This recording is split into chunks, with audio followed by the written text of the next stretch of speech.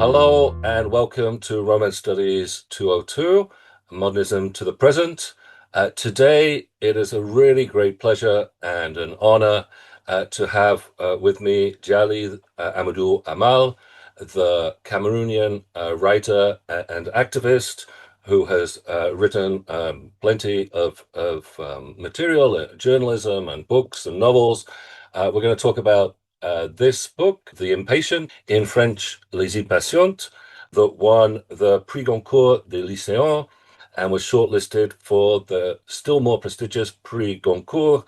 Djali Amadou Amal is the only African woman writer to have received this honor. Merci beaucoup, Djali Amadou Amal. C'est un grand plaisir de vous avoir ici.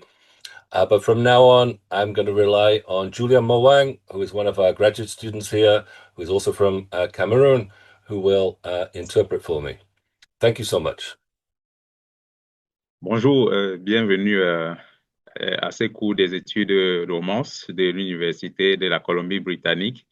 Aujourd'hui, c'est vraiment un plaisir pour nous de vous avoir parmi nous. Donc, nous recevons Djali Amadou Amal, qui est une écrivaine camerounaise, qui a écrit beaucoup de livres, parmi lesquels Les Impatientes, l'œuvre qui va nous rassembler. Nous allons discuter un tout petit peu à propos. Et ce livre a gagné le prix Goncourt des lycéens, la seule femme africaine à avoir gagné ces prix. Nous sommes heureux de vous avoir parmi nous. My first question is about your audience or your sense of an audience. You've had a lot of success, obviously, in France with the prize, the Prix Goncourt, but also your work has been translated into a number of languages. And I wonder what you sense you have of the differences between a national audience, a readership in Cameroon, and a readership in France or Canada or elsewhere, and whether you feel your work is read differently. Ma première question concerne l'audience, votre audience. Votre livre a été écrit et traduit en plusieurs langues. Vous écrivez pour un public camerounais, un public africain et français. La question est de savoir, est-ce que vous pensez que d'un milieu à l'autre, votre livre est lu différemment en fonction de l'audience? Disons que j'écris en français dans un milieu africain et francophone, mais je n'écris pas pour les Africains en particulier, pour les Européens ou pour les francophones, juste j'écris pour le monde entier et c'est ça la beauté de la littérature, c'est de pouvoir faire en sorte qu'il y ait une universalité, surtout dans des sujets aussi sensibles que les violences faites aux femmes, qui, il faut le dire, concernent toutes les femmes, peu importe le milieu social. Et évidemment, par rapport aux questions de tradition, de la culture, mais également de la langue, la compréhension peut dépendre évidemment de l'environnement et des personnes qui lisent. Mais si un livre est bien écrit et bien traduit, tout le monde devrait pouvoir se reconnaître là-dedans et c'est ça la beauté de la littérature à mon avis. I write in French in Africa, but it doesn't mean that the book or the written is just for the African public. It's for the whole world because the subject, all the world are concerned. Africa, the world, because when it deal with violence, women violence, it's not only Africa which is engaged in it. Tradition is the whole world. That's why anyone can find himself in my write. I'm also interested in the differences within Cameroon that you write about in this book. So there are obviously many different languages in Cameroon, and the original title of your book is Mounial, l'Islam de la Patience, which features a word in Fula. Vous avez écrit dans une langue française, certes, mais dans un milieu qui est linguistiquement divers. Le Cameroun a plusieurs langues et votre livre originellement est intitulé Mounial, les larmes de la patience. Et nous voudrons connaître un peu plus par rapport à ces titres. I wonder, for instance, about the difference. If you see there's a difference between the word muñal and the word patience in French, and if there are other issues about translating between different languages, even within Cameroon. Alors, partons de ce que le monde peut avoir différents sens dans un contexte. Est-ce qu'on peut dire que muñal et patience, quelle est la différence entre les deux, selon vous? Ou encore, est-ce que les deux se retrouvent? Eh bien, il faut dire que j'ai publié premièrement Mounial, Les larmes de la patience au Cameroun en 2017. C'est un roman qui a eu beaucoup de succès.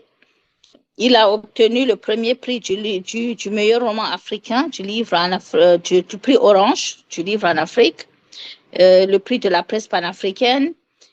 Quand j'ai choisi ce titre, ça allait dans une continuité puisque j'avais décidé à l'époque que mes romans, pour faire la promotion de ma langue et de ma culture peul, je donnais aussi quelque part un mot fort qui était un peu comme un résumé ou comme un fil conducteur du texte. Donc, quand on voit mon premier roman ou mon deuxième, c'est Walande ou Mystirijo.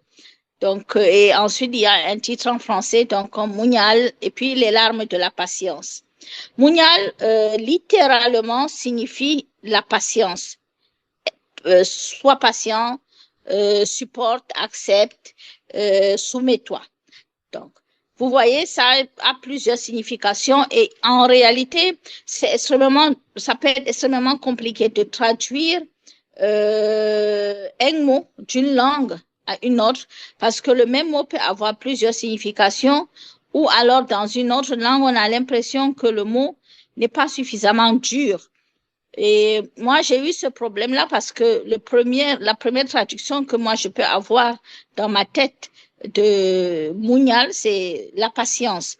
Mais en même temps, ça va peut-être beaucoup plus loin que ça. C'est pour cela qu'il y a beaucoup d'explications aussi dans le texte et que c'est important de remettre les choses dans leur contexte, de pouvoir parler de la culture du milieu, des traditions qui vont avec, pour mieux comprendre cette patience qui est imposée et qui est donnée comme conseil aux femmes. Comme je le disais par rapport à la traduction, moi j'ai un exemple qui était très, pour moi, peut-être même assez amusant. Est-ce que quand le livre a été traduit dans plusieurs langues occidentales, c'était les impatientes, c'était beaucoup plus facile. Mais quand le livre avait été traduit en arabe, et puis moi je lis un peu l'arabe et j'étais très surprise de voir que le titre en arabe, c'est pas les impatientes, mais les patientes. Et quand j'ai posé la question à l'éditeur, mais pourquoi est-ce que le livre, le titre, c'est pratiquement le contraire de ce que c'est? Il m'a répondu que c'est parce que le mot impatiente, c'est un mot qui ne se dit pas en arabe. Ça n'existe, l'équivalent n'existe pas. Il aurait fallu dire celles qui ne sont pas patientes. Et du coup, lui, il trouvait que c'était beaucoup plus joli de garder les patientes, tout simplement. D'autant plus que dans le roman, on voit que à chaque fois, on dit aux femmes, sois patiente, sois patiente, sois patiente. Et elles essayent autant que possible d'être patientes.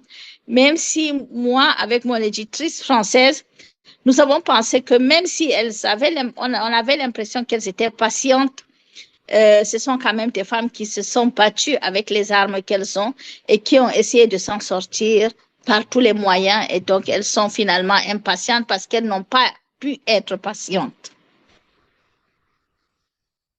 Okay, I first of all published the book in 2017 with the title Munia, les larmes de la patience, and the book got a lot of success.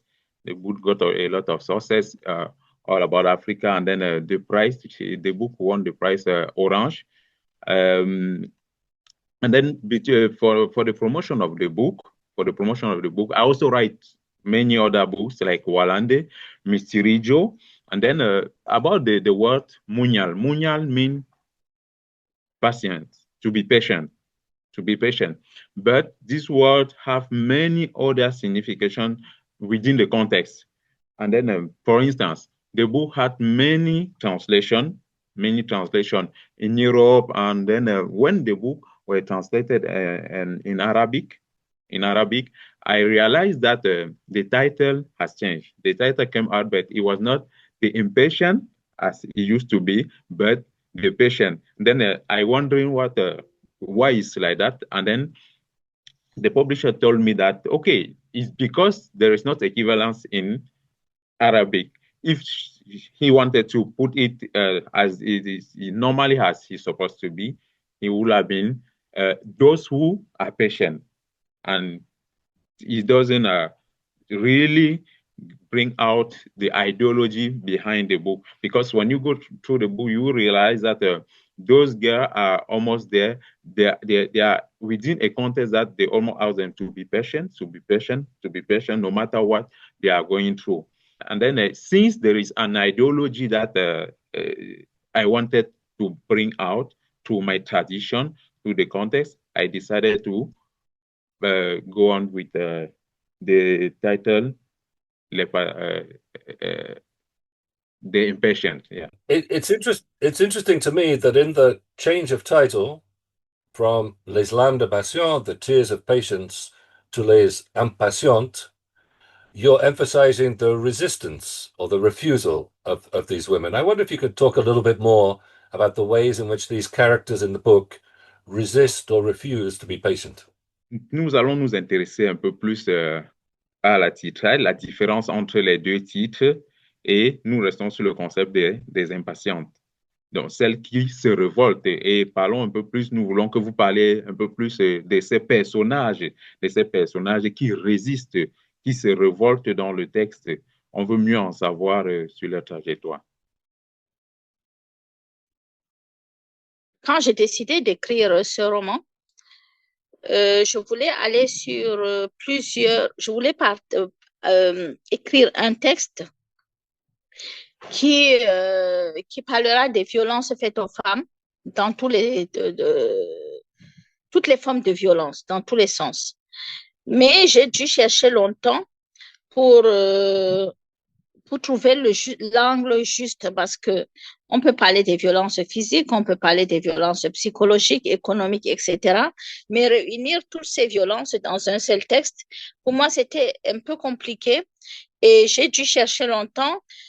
Puis, je me suis rendu compte quand même que finalement, chez nous, quand il y a les mariages, personne ne dit aux femmes félicitations, on vous souhaite tout le bonheur du monde ou quoi que ce soit. Ce qu'on dit aux femmes, c'est sois patiente. Et la patience est une valeur fondamentale dans notre culture, mais également dans les religions monothéistes. Et pour moi, finalement, un mot qui est censé être une valeur devient un mot oppressif pour les femmes. Parce que quand on dit à une femme sois patiente, ça veut dire accepte tout, supporte tout, surtout sans te plaindre. Selon ce concept, une femme devrait donc faire abnégation de son bonheur pour s'assurer que tous les autres soient heureux. Elle doit oublier son confort pour ses enfants, pour sa famille, pour la dignité, pour tout en fait. Et à cette seule condition, elle sera une femme accomplie.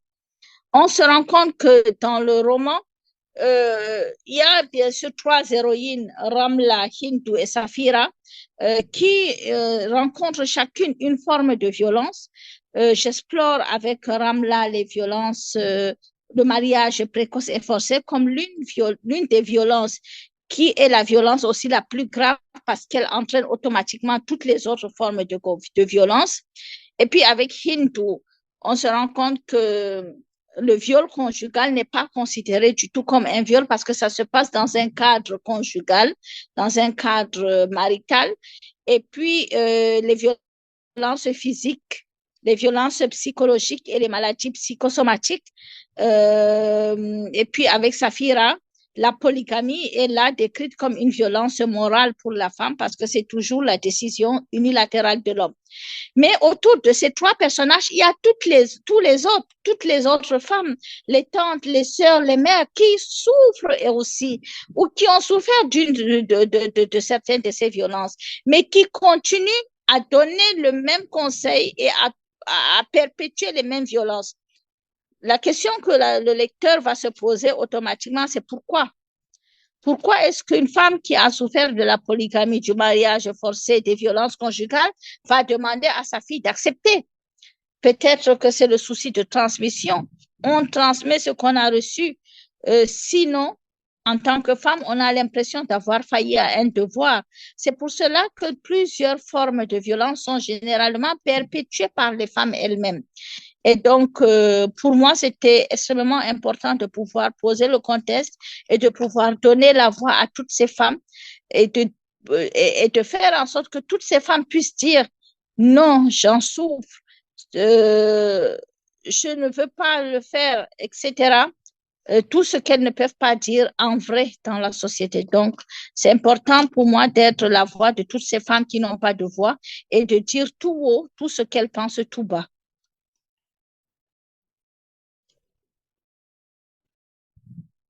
When I decided to write a book regarding women violence, and then I handled the question in different perspectives: physical violence, psychological violence, economical violence. But of course, I wanted to point out the main element who is the first point of all this violence, and this is conjugal violence. You know, when in our tradition, when a woman get married or a young girl get married, you hardly understand people congratulating her, but people will keep telling her to be patient, to be patient, to be patient. No matter what is going on, she has to be patient. Then within this oppression and everything that she is going through, she has to submit herself without complaining. She has to submit herself. Then she has to remove herself to let the other people live in. Maybe her child, her husband. Then she don't have anything to complain about.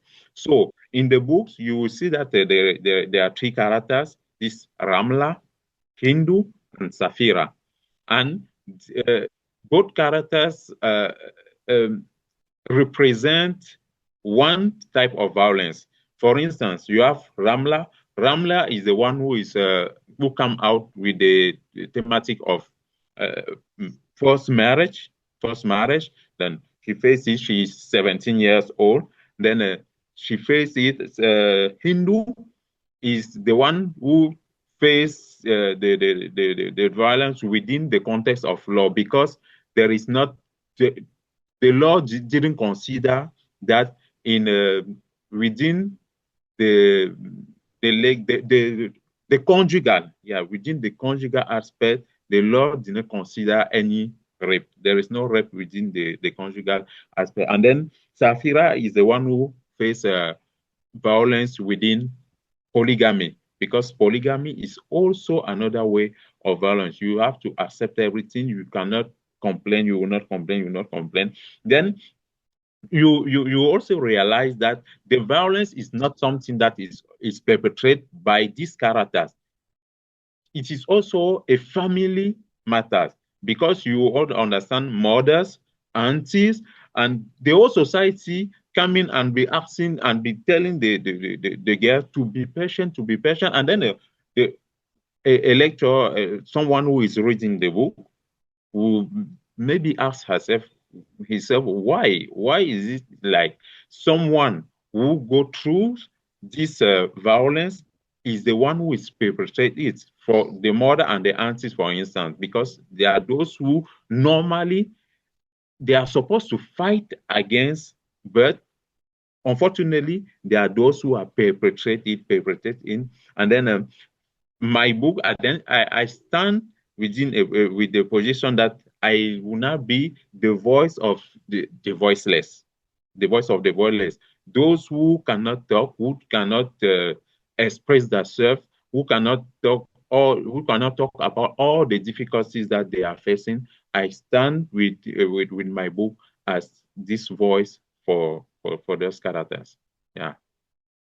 It's indeed, the book is a fascinating portrayal of both resistance, but also complicity. Oui. Le livre fait office de résistance, mais également de complicité. I want to ask now, we've not got much time, we're almost out of time. The book is also, it strikes me, describes a region which is in the process of change and transition. These are relatively wealthy husbands, relatively wealthy families. They have access to TV, to the internet, to foreign travel. I wonder how you see that internationalization or globalization changing things for the society as a whole in the Sahel, but perhaps especially for the women of the Sahel, as you described them here. Yes, how does internationalization and class intersect with and change the destinies or the fates of these women? Alors, compte tenu du fait que nous n'avons plus assez de temps, je veux mettre l'accent maintenant sur un élément. Lorsqu'on parcourt votre livre, on se rend compte que, en ce qui concerne l'espace, on a, dans le contexte, par exemple, de la mondialisation, on a des caractéristiques des voyages, on a Internet, le développement technologique, tous ces éléments-là qui reviennent dans l'œuvre. Et nous voulons savoir comment est-ce que vous représentez cela, la femme du Sahel, dans un contexte de la mondialisation? Quelle est votre idée derrière cette représentation? En fait, c'était important pour moi de casser l'image habituelle qu'on a de l'Afrique, la misère, le sous-développement et autres. Donc, je n'ai rien inventé. En réalité, je parle d'une ville qui est assez petite au Cameroun, mais même dans cette petite ville où moi j'ai grandi, j'ai grandi avec l'électricité, l'eau courante, les voitures, etc. Et aujourd'hui, tous mes nièces, mes neveux, mes frères et autres qui sont restés là-bas ont des smartphones, sont ouverts sur le monde et voyagent, travaillent, etc. Donc, c'était important de casser l'image que la télévision à tort montre de l'Afrique où les personnes sont affamées et autres. Donc, l'Afrique, c'est un continent jeune, un continent avec beaucoup de richesses et en plein développement. Donc, c'est important de le montrer aussi. And how do those changes affect, do you think, the situation of women in the Sahel? Comment est-ce que ces changements influencent la situation de la jeune fille du Sahel? Il faut d'abord se poser la question quelles sont ces difficultés qu'elle rencontre et pourquoi rencontre-t-elle ces difficultés.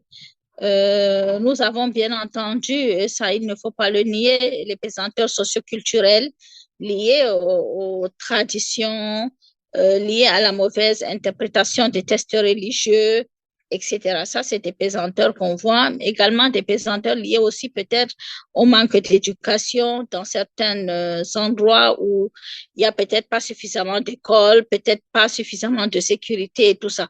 Mais il y a d'autres facteurs qui rentrent en jeu et ces facteurs-là sont beaucoup plus difficiles à éradiquer. Et ces facteurs, c'est par exemple le changement climatique qui entraîne l'insécurité alimentaire. L'insécurité aussi, si on prend l'exemple juste dans le nord Cameroun avec Boko Haram et d'autres sectes terroristes. Et bien, à cause de Boko Haram, il y a eu certains villages dans le nord Cameroun où l'école a fermé pendant 4 ans. Si on se rend compte que juste avec le Covid, le fait que l'école a fermé pendant quelques mois, il y a eu, comme on a vu les conséquences. Et la Banque mondiale disait que ça avait fait reculer les droits des femmes de plus de 30 ans. Donc, imaginez l'école a fermé juste quelques mois, mais des filles ont été mariées, des filles ont été violées, etc. Mais maintenant, quand dans un endroit où l'école a fermé pendant 4 ans, les filles, qu'est-ce qu'elles sont devenues? Sans oublier qu'à chaque fois qu'il y a eu des attentats kamikazes ou des enlèvements, les filles sont les cibles privilégiées. En ce qui concerne le changement climatique, si on prend l'exemple du lac Tchad, où gravitent au moins 35 à 40 millions de personnes qui dépendent directement du lac, on voit qu'il y a beaucoup de conflits agro-pastoraux, beaucoup de conflits entre les différentes ethnies, les différents groupes sociaux, et ça aussi, dans le Nord Cameroun, ça a entraîné beaucoup de déplacés internes. Et quand il y a des déplacés internes, quand des familles entières perdent leur maison, leur territoire, leur village, eh bien, les filles sont envoyées en mariage précocement, quelque part pour les protéger, d'une autre part parce que la famille n'arrive plus à subvenir à leurs besoins.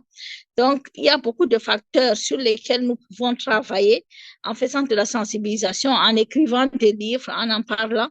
Mais il y a d'autres facteurs qui nous dépassent totalement, qui vont au-delà des associations de femmes ou de la simple littérature. Il faut que ce soit les États qui interviennent pour que les choses puissent changer ou les institutions internationales.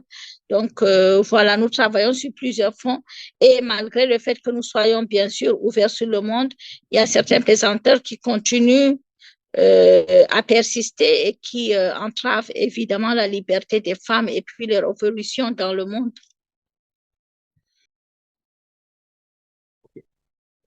Indeed, when I took the decision to write about this book, my intention is to break down all these images that people had about Africa. You know, Africa had a representation as a place that were illness, poverty.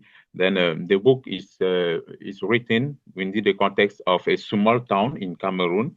Then where there are some images that people use to have through television, through internet, and so on and so forth. I grew up in a place that it was so difficult at that time, but now every young boy has a smartphone. They are connected to the world. They are connected all over around the world. And then this now bring another image of Africa, and then you will now realize that there are certain things that I wanted to break down, and then but it is so difficult because the young girls face a lot of difficulties in their society. First of all, the sociocultural way, tradition, who oppress them. They have to obey their tradition, even though they have another perception of the world. You also have lack of education, which is a very big challenge because you know the Sahel girl, for instance, they face Boko Haram, even the climatic changes. These are something that these are just some element who did not allow her to express herself, to go to school, to study well as she wanted to do. So insecurity and all these elements, all these things that cut down her ambition. Then there are some elements that we can fight against through literature, but there are some that is only government that can take their position and try to do something about it. So as for me, I use literature to complain, to talk about all these difficulties that the young girls, not only in the Sahel girl, but the girl all around Africa and other where else are facing. We're out of time. Thank you so much. Merci beaucoup pour votre temps. Thank you so much for your thoughts and your analysis and insight, and of course for your book. Thank you so much, Djali Amadou Amal. Merci beaucoup, c'est un plaisir pour moi.